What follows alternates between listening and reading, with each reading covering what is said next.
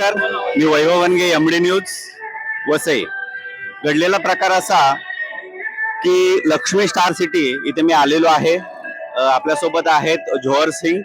यांच्यापर्यंत घडलेला प्रकार असा की यांनी रूम मध्ये काही टाइल्स वगैरे बसवण्याचा हे करत होते. त्यांनी सोसायटीमध्ये ऑब्जेक्शन घेतलं, त्यानुसार त्यांना मारहाण वगैरे झाली.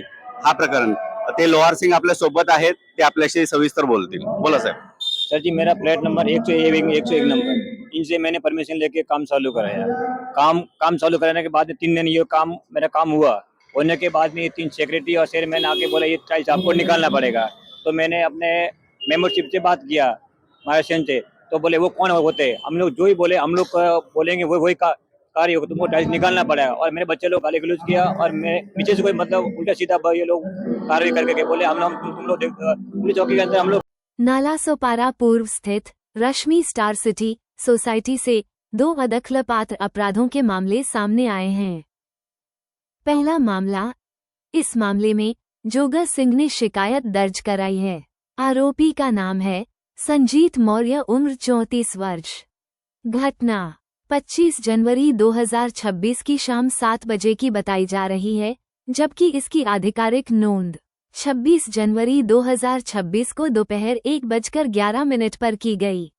शिकायत के अनुसार सोसाइटी की गैलरी में पाइप लीकेज के कारण टाइल्स हटाने को लेकर विवाद हुआ. इस दौरान आरोपी ने कथित तौर पर गाली गलौज की और घर में घुसकर मारने की धमकी दी. इस प्रकरण में भारतीय न्याय संहिता 2023 की 351(2) आपराधिक धमकी और 352 शांति भंग करने के उद्देश्य से अपमान लागू की गई हैं. दूसरा मामला, इस मामले में दीपक अनंत परब शिकायत करता है. आरोपी हैं रूपेश गुप्ता, उम्र 22 वर्ष और दीपक गुप्ता, उम्र 35 वर्ष. ये घटना 26 जनवरी 2026 को सुबह 11 बजे घटी बताई गई है. इस प्रकरण में धारा 115(2) स्वेच्छा से चोट पहुंचाना, साथ ही धारा 351(2) और 352 के तहत एनसीआर दर्ज की गई है. पुष्पिन महत्वपूर्ण जानकारी ही घटनाएं रश्मि स्टार सिटी सोसाइटी से संबंधित हैं और आचोले पुलिस स्टेशन में दर्ज की गई हैं. पुलिस ने बताया है कि ये दोनों मामले अदखलपात्र अपराध की श्रेणी में आते हैं. इसी कारण पुलिस ने शिकायतकर्ताओं को संबंधित न्यायालय का रुख करने की सलाह दी है. अदखलपात्र मामलों में पुलिस न तो बिना वारंट गिरफ्तारी कर सकती है और न ही न्यायालय की अनुमति के बिना जांच शुरू कर सकती है. इन दोनों मामलों की एनसीआर नोंद पुलिस उपनिरीक्षक भगवान मधुकर पाटिल द्वारा की गई है. निष्कर्ष, कुल मिलाकर ये दोनों मामले पड़ोसियों के बीच हुए विवाद, शाब्दिक झड़प और धमकियों से जुड़े हैं, जिन्हें पुलिस ने कानूनी प्रक्रिया के तहत अदखलपात्र अपराध के रूप में दर्ज किया है. त्याचा मारलं माझ्या मिस्टरांना आणि गळा वगैरे पकडला आणि चेअरमॅन डोक्यात वगैरे सगळं मारलं आणि मग त्याच्यावर मारत मी म्हटलं पोलीस स्टेशनला पण एनसी वर या. माझ्या मिस्टरांनी काय हात उचलला नव्हता, त्यांच्या एनसी करायला जात होतो. गेट पासून तिथे आलो आम्ही आणि इथून परत मारत घेऊन जात होते पुढे. मारत होते, मग त्याला अडवलं, मी पण अडवलं. मला अडवताना मला पण दुखापत झाली, हाताला मार लागला, पण ह्या हाताला हार लागला आणि बरेच आमचे फ्रेंड्स आहेत त्यांना पण बरोबर मारामारी केली. आणि हे जे आहेत जोहर सिंग, त्यांना तर पोलीस स्टेशनच्या बाहेर पण धमकी देण्यात आली. त्यांना काय धमकी दिली ते यांच्याकडनं ऐका. आपल्याला काय धमकी दिली? हाजी, आपको क्या धमकी दिया? धमकी क्योंकि आपको चौकी के ये समझ के ले लो, नहीं चौकी के वाला के मारेंगे आपको.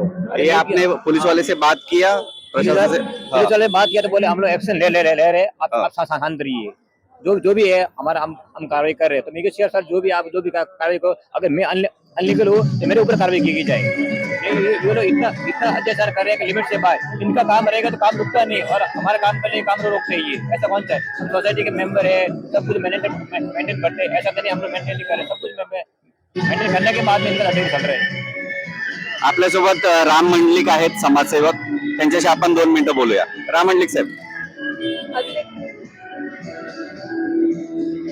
काय विषय आहे साहेब आणि या प्रकारे कशा पद्धतीने आपण याच्याकडे बघणार? आज एकंदरीत रश्मी स्टार सिटी या ठिकाणी एक मराठी व्यक्ती दीपक परब या व्यक्तीला नाहक मारहाण सोसायटीच्या कामासंदर्भात विचारपूस न करता त्यांना अचानक त्यांच्यावरती सोसायटीच्या कमिटी मेंबर्सने हल्ला केला. त्याचबरोबर सोसायटीचे काही मेंबर्स जे त्यांच्या संगणमतानं हा सगळा एकंदर हल्ला घडवून आणला. आणि हा हल्ला एवढा खतरनाक होता की सोसायटीतल्या बऱ्याच लोकांनी एकत्र येऊन कोणती बैठकीसाठी बोलवलं, चर्चेसाठी बोलवलं आणि चर्चा न करता मारहाण त्यांच्यावरती झाली.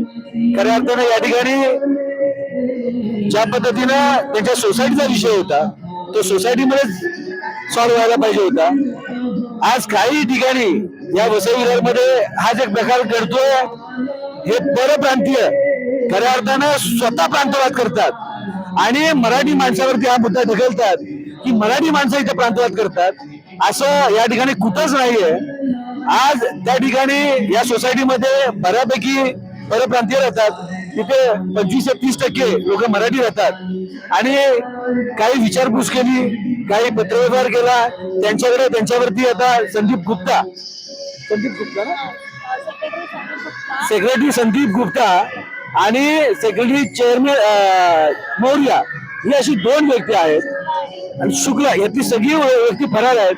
ते आता एकाच व्यक्तीने जाऊन पोलीस स्टेशनमध्ये आपली हजेरी लावली. बाकी 3 व्यक्ती या ठिकाणी फरार आहेत. पोलीस स्टेशन मधनं सांगण्यात आले की चौकशी चालू आहे, चौकशी होईल, तुम्हाला उद्या परवा त्याच्यावरती सविस्तर उत्तर मिळेल.